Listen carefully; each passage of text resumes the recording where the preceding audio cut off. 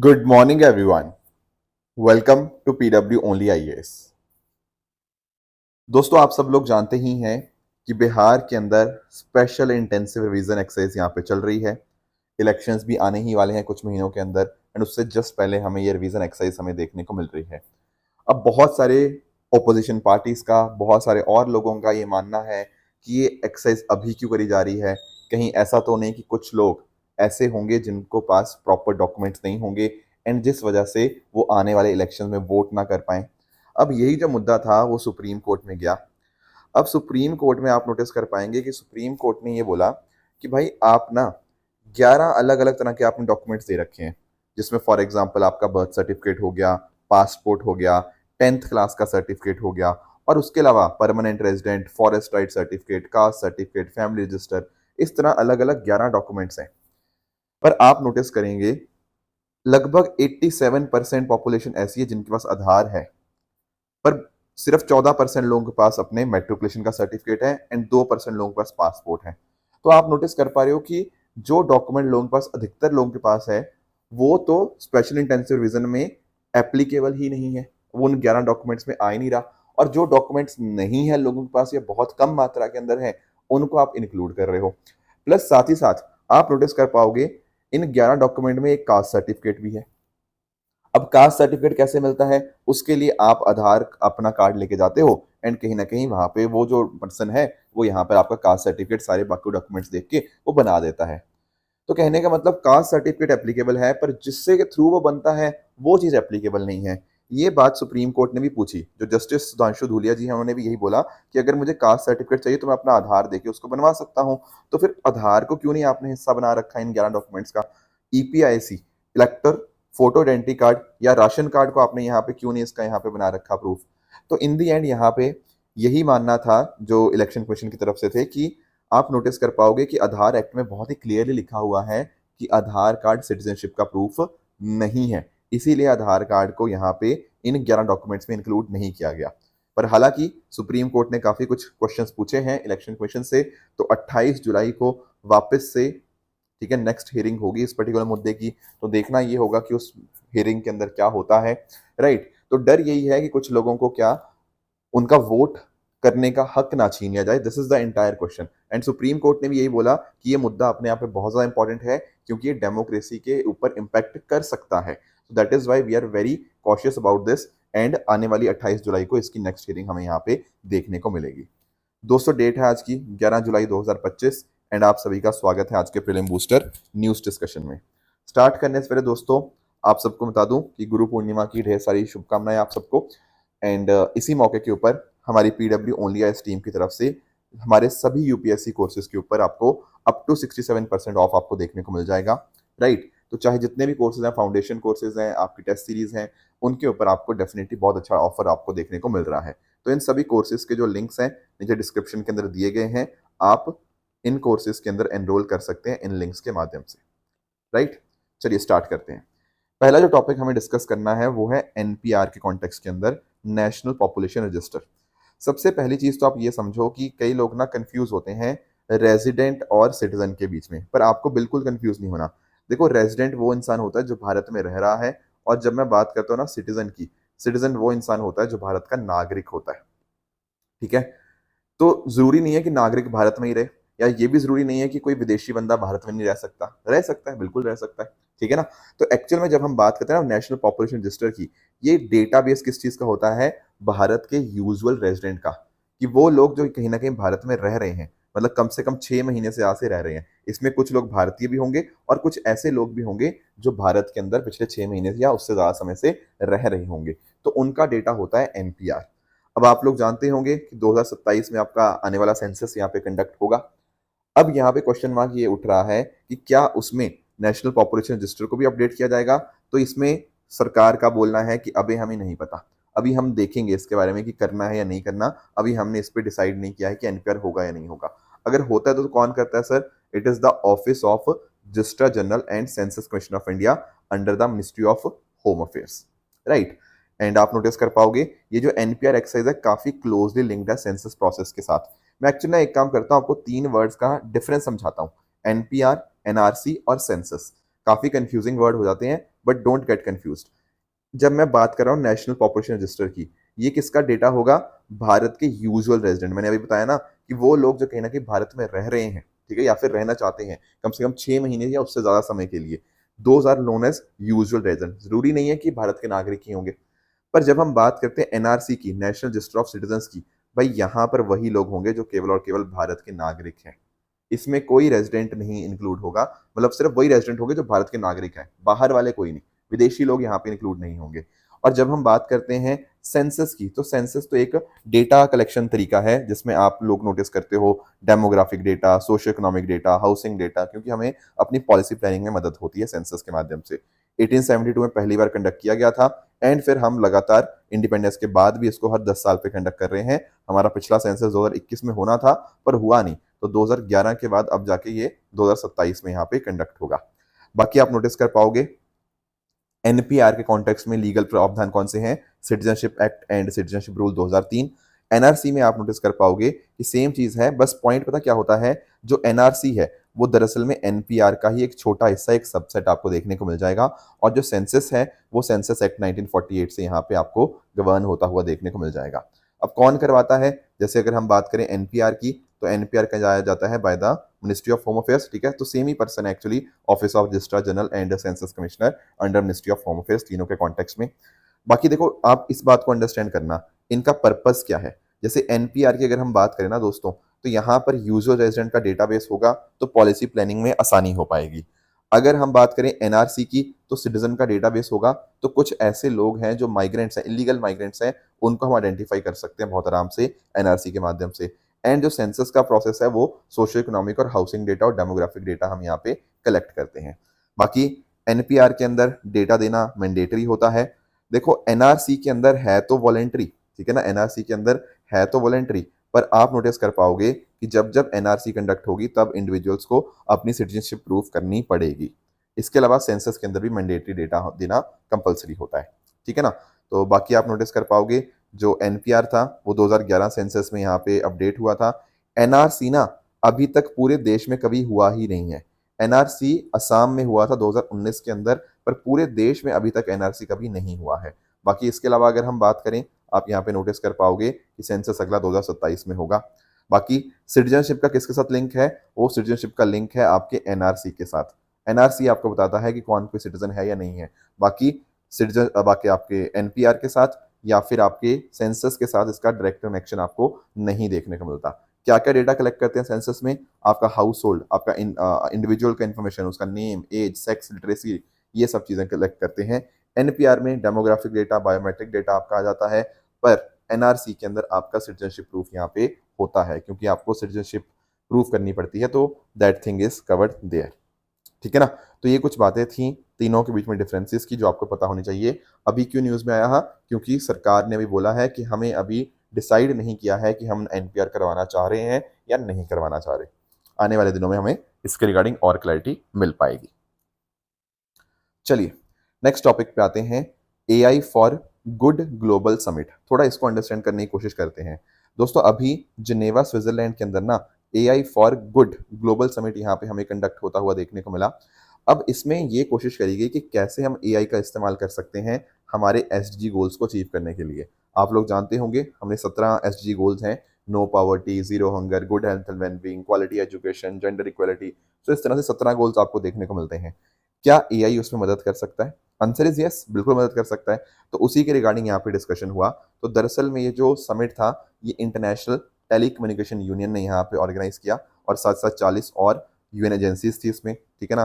Plus आपके और expert, policy maker, industry leaders आपको यहाँ पे देखने को मिलते हैं।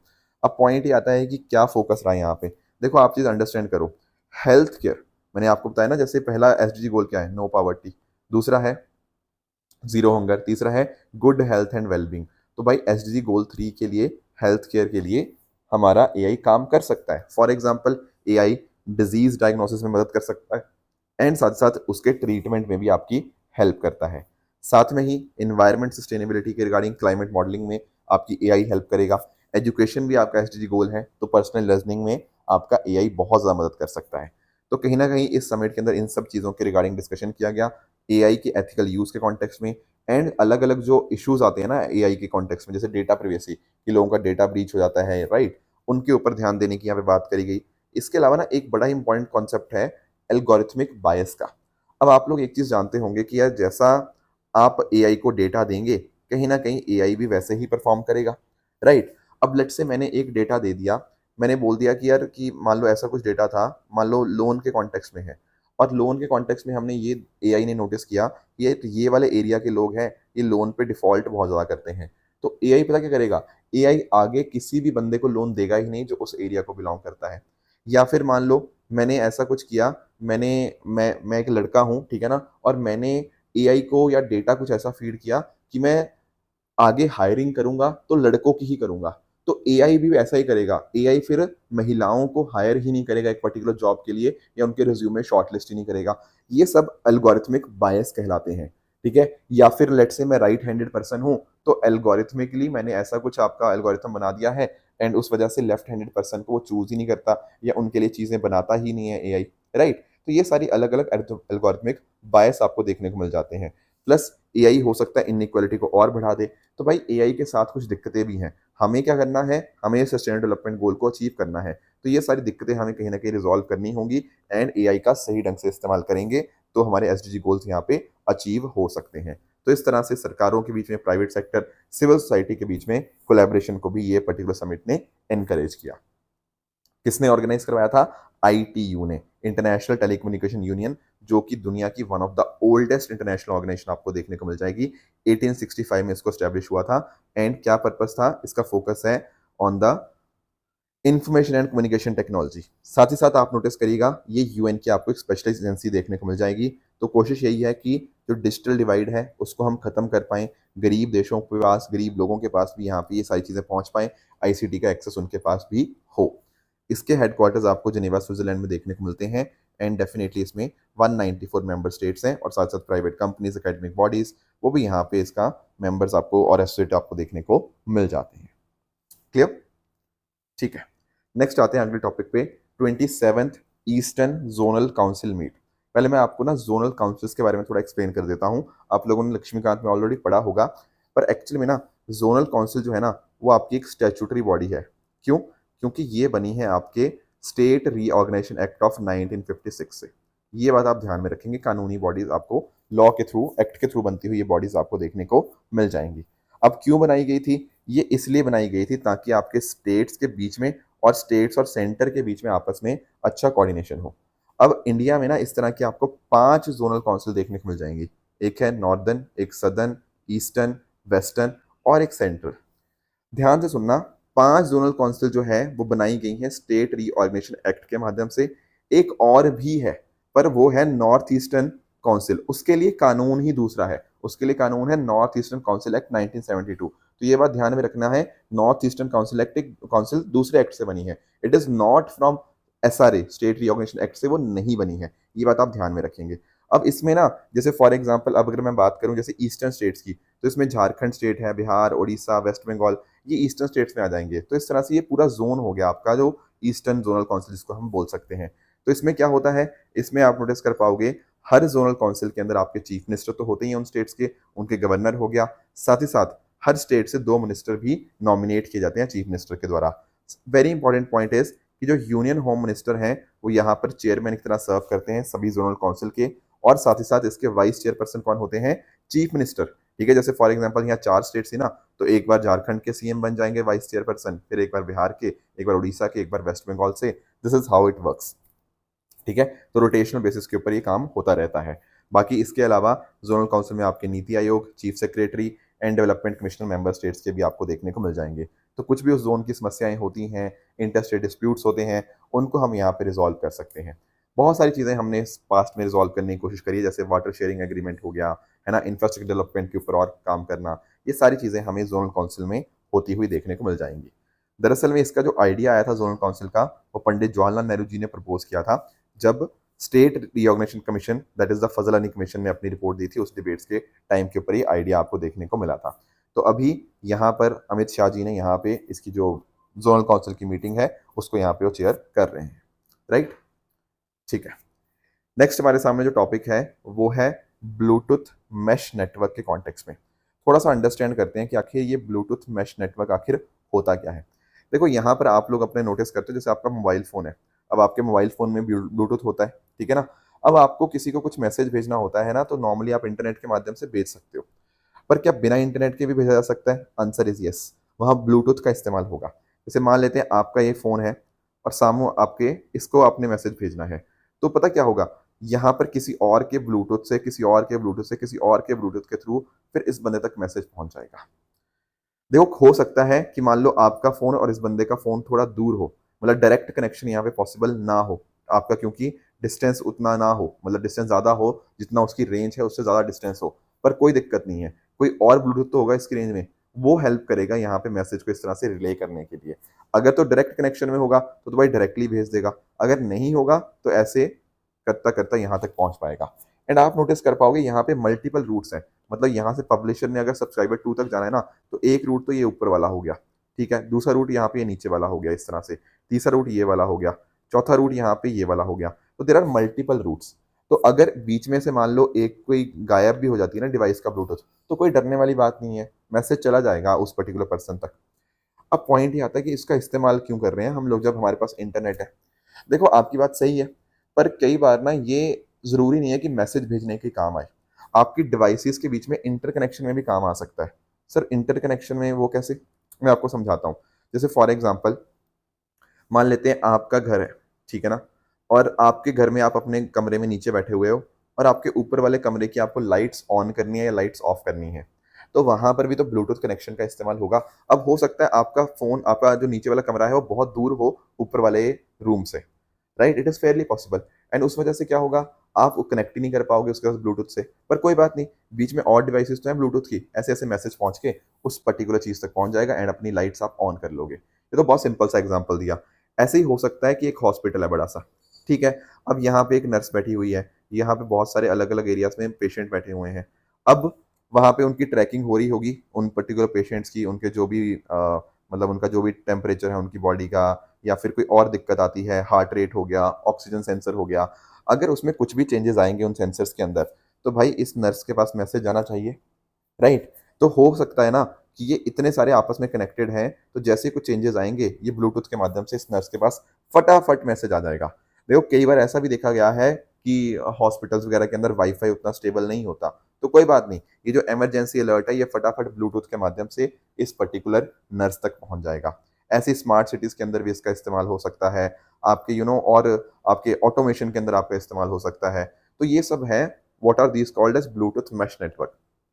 ठीक है? ब्लूटूथ के माध्यम से इस तरह से आपका मैसेज आता है। तो जो ट्विटर के को-फाउंडर है ना जैक डॉर्सी, वो यहाँ पर बना रहे हैं बिटचैट। बिटचैट एक मैसेजिंग ऐप होगी, जहाँ पर आप बड़े आराम से ऑफ़लाइन कम्युनिकेशन कर पाएँगे। बिना इंटरनेट के, ठीक है ना? तो एक peer to peer messaging app होगी, ऑफलाइन कम्युनिकेशन हो पाएगा बिना सर्वर, बिना इंटरनेट या मोबाइल नेटवर्क के, एंड इसके माध्यम से एक बहुत ही प्राइवेट और डिसेंट्रलाइज़्ड कम्युनिकेशन आपका यहाँ पे हो पाएगा। बाकी आप नोटिस कर पाओगे, ये जो Bluetooth low energy mesh network है ना, ये डिवाइसेज़ को मल्टी हॉप, ये जो हॉपिंग करी ना यहाँ पे नोटिस किया ना, इस तरह से मल्टी हॉपिंग यहाँ पे हमें देखने को मिली, और मैनी टू मैनी कम्युनिकेशन यहाँ पे इस तरह से हो सकता है। जो विद इन रेंज है डिवाइसेज़, उनको नोड्स के नाम से हम जानते हैं, वो मैसेजेस को रिले करती हैं। आप लोगों ने रिले मैचेस देखे होंगे ना, रिले रेसेस देखी होंगी। उसमें क्या होता है, वो जो भाग रहा होता है पहला बंदा, वो यहाँ तक लेके जाता है उस पर्टिकुलर जो डंडे को, फिर वो आगे लेके जाता है, फिर वो आगे लेके जाता है। तो 4 लोग इस तरह से वो डंडे को फाइनल तक कैरी करते हैं। तो this is how it works, ठीक है ना? अगर एक डिवाइस फेल भी कर गई, कोई डरने वाली बात नहीं है, तब भी नेटवर्क आपका फंक्शनल रहेगा। कोई सेंट्रल सर्विस में इन्वॉल्व नहीं है, मैसेज आपके लोकली स्टोर होंगे एंड अपने आप कुछ समय के बाद ऑटो डिलीट हो जाएँगे, राइट? तो इस तरह से होता है। बाकी आप नोटिस कर पाओगे 300 मीटर तक की रेंज में भी ये काम कर पाएगा। एंड टू एंड एन्क्रिप्शन है, तो डेफिनिटली मैसेज प्राइवेसी यहाँ पे इंश्योर रहेगी। कोई आपको अकाउंट बनाने की कोई ज़रूरत नहीं है, कोई ईमेल आईडी, कोई फ़ोन नंबर की ज़रूरत नहीं है, कोई डेटा नहीं कलेक्ट किया जाएगा। तो बहुत ही प्राइवेट और बहुत ही प्रोटेक्टेड ये चीज़ आपको देखने को मिल जाएगी। तो बाकी भी और किसी को डिस्कशन करना हो, है ना? वो सब चीज़ें भी यहाँ पे हो पाएँगी। बहुत ही छोटा-सा मिनिमलिस्टिक यूज़र इंटरफेस आपको यहाँ पे इसका देखने को मिल जाएगा। तो फ़ायदे क्या हैं इसके? प्राइवेसी पे ध्यान होगा, नेटवर्क अगर कोई बात नहीं, अगर कोई नोड फेल भी होगी, कोई डरने वाली बात नहीं है, तब भी काम होता रहेगा। लो एनर्जी का इस्तेमाल होगा, जो कि मोबाइल और आईओटी एनवायरनमेंट के लिए बहुत सूटेबल है, एंड कोई यूज़र आइडेंटिटी ऐप के टाइड है ही नहीं, तो प्राइवेसी को यहाँ पर भी मेंटेन किया गया है। पर दिक्कत पता क्या है, इसमें लेटेंसी ज़्यादा हो सकती है। लेटेंसी का मतलब होता है कितना टाइम लग रहा है एक चीज़ को दूसरी जगह तक पहुँचने के लिए। तो एक्चुअली डिले ज़्यादा है यहाँ पे। क्यों? क्योंकि बहुत बार मल्टीपल हॉपिंग अगर होगी, तो एक से दूसरे में जाने में ऐसे कंटिन्यूअसली टाइम लगेगा, ठीक है ना? डेटा ट्रांसफर रेट जो है वो कम है, plus at the same time अगर नंबर ऑफ नोड्स बढ़ती रहेंगी, कहीं न कहीं नेटवर्क मैनेज करना बहुत ज़्यादा चैलेंजिंग यहाँ पे हो सकता है। तो ये है आपका ब्लूटूथ मेश नेटवर्क। नेक्स्ट आते हैं रिपब्लिक ऑफ नमीबिया के कॉन्टेक्स्ट में। देखो, रिपब्लिक ऑफ नमीबिया में हमारे प्रधानमंत्री जी गए एंड उनको नमीबिया का highest civilian order, that is order of the most ancient Welwitschia mirabilis, ठीक है, ये नमीबिया का हाईएस्ट सिविलियन ऑर्डर है, अवार्ड है, ये यहाँ पे हमारे प्रधानमंत्री जी को दिया गया। थोड़ा सा नमीबिया की लोकेशन के बारे में अंडरस्टैंड करेंगे। अफ्रीका के अंदर है, इतना तो हम सब लोग जानते हैं। नमीबिया के नदर्न साइड में आपको अंगोला, यहाँ पर आपको जैम्बिया देखने को मिल जाएगा, बोत्सवाना एंड साउथ अफ्रीका, ये आपके ईस्टर्न एंड सदर्न साइड के अंदर देखने को मिलेंगे। अच्छा, आप लोग ये बताओगे कि ये वाली कंट्री यहाँ पे आप देख पा रहे हो, ये वाली कंट्री कौन सी है? देखो, ये कंट्री है आपकी जिम्बाब्वे, राइट। अब आपको ध्यान पता क्या रखना है, ध्यान ये रखना है कि सर नामीबिया और जिम्बाब्वे का ना यहाँ एक छोटा सा पतला सा यहाँ पे आपको एक बॉर्डर यहाँ पे आपको देखने को मिलेगा, ये बात भी आपको क्लियर होनी चाहिए। बाकी नामीबिया की यहाँ पे जो कैपिटल सिटी है दैट इज विंडहोक, ठीक है, एंड आपके वेस्टर्न साइड के अंदर आपको ये अटलांटिक ओशन यहाँ पे टच करता हुआ देखने को मिल जाएगा, राइट।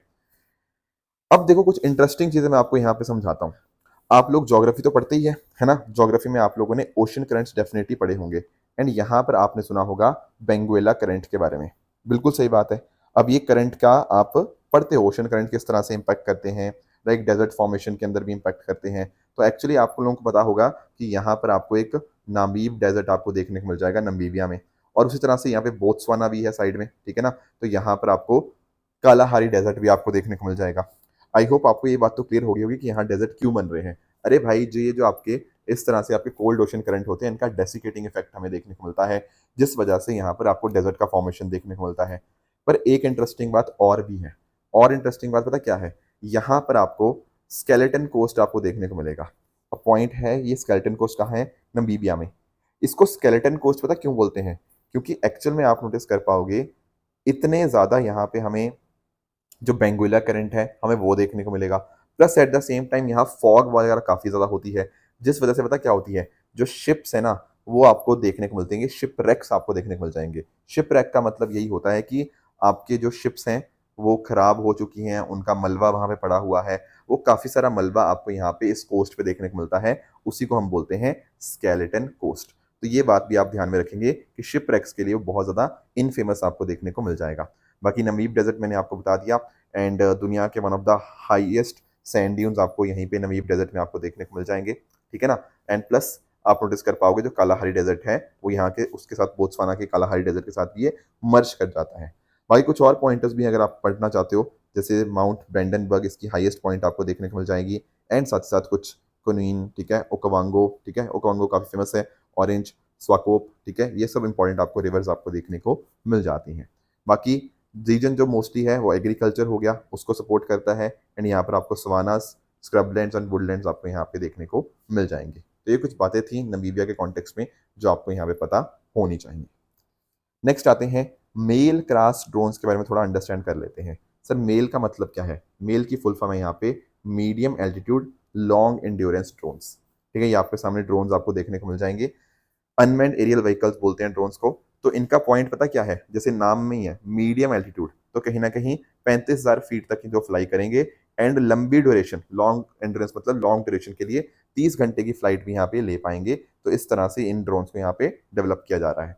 अब पॉइंट पता क्या है, हमारे लिए ड्रोन्स इसलिए इंपॉर्टेंट हो जाते हैं क्योंकि चाइना, पाकिस्तान जैसे सेंसिटिव बॉर्डर्स के ऊपर इंटेलिजेंस गैदरिंग के अंदर ये ड्रोन्स का बहुत बड़ा एप्लीकेशन है। अब देखो, यूएसए ने भी इस तरह के ड्रोन्स बनाए हैं, जैसे for example MQ-9 reaper, China ने बनाए हैं विंग लूंग सीरीज, ठीक है ना, ये सारे मेल ड्रोन्स के ही एग्जांपल हैं। भारत ने भी अपने खुद के मेल ड्रोन्स बनाए हैं, जैसे डीआरडीओ का आपको रुस्तम ड्रोन आपको देखने को मिल जाएगा। इनकी प्रिसीजन स्ट्राइक कैपेबिलिटीज काफी ज्यादा अच्छी आपको देखने को मिल जाती हैं।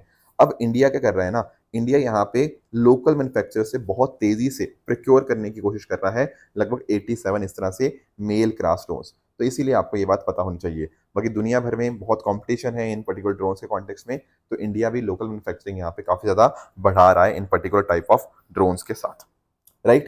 तो दोस्तों ये थी हमारी आज की डिस्कशन। बात करें दोस्तों ट्रू एंड फॉल्स स्टेटमेंट्स की, यहाँ पर आपके सामने कुछ स्टेटमेंट्स हैं, इनको आप पढ़िएगा, बताइएगा इनमें से कौन सा सही है एंड कौन सा गलत है। एंड कल जो मैंने आपको होमवर्क दिया था, एक था बुल्गारिया के कॉन्टेक्स्ट में। देखो बुल्गारिया की बात करें ना तो बिल्कुल नेटो का भी और यूरोपियन यूनियन दोनों का आपको मेंबर देखने को मिलेगा, तो ये बात बिल्कुल ठीक है। सियरा लियोन की बात करें तो साउथ अमेरिका के अंदर नहीं बल्कि अफ्रीका के अंदर आपको ये देश देखने को मिलेगा, इसलिए सेकंड स्टेटमेंट आपका इनकरेक्ट बन जाएगा।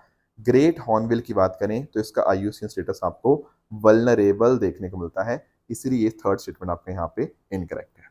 राइट दोस्तों, ये थी हमारी आज की डिस्कशन। इसी तरह से आप सब लोग अपने एंड पे हार्डवर्क करते रहिए।